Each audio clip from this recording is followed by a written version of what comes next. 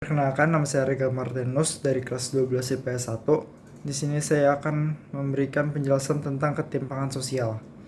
Pengertian dari ketimpangan sosial.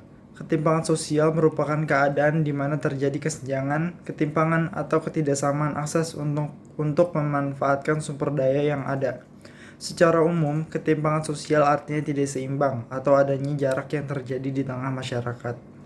Hal ini biasanya disebabkan oleh adanya perbedaan status sosial, ekonomi, maupun budaya.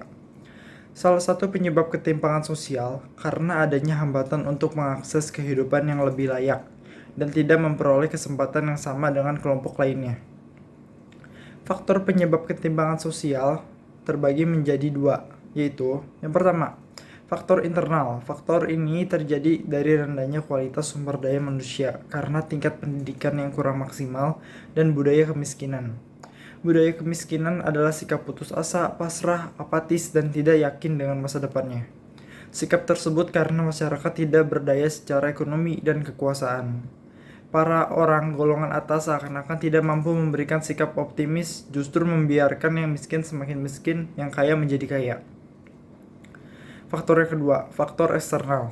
Faktor ini berasal dari luar kontrol dan kemampuan setiap individu.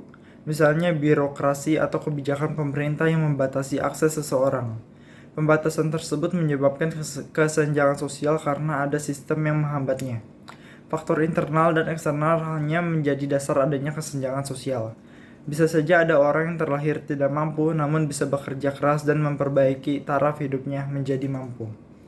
Bentuk ketimpangan sosial terdapat beberapa bentuk yang terdiri di tengah masyarakat, diantaranya ketimpangan desa dan kota, yang kedua ketimpangan antar golongan sosial ekonomi, yang ketiga ketimpangan penyebaran aset, yang keempat ketimpangan antar wilayah dan subwilayah dengan konsentrasi ekonomi yang pusatnya di kota, yang kelima kesenjangan pembangunan diri masyarakat.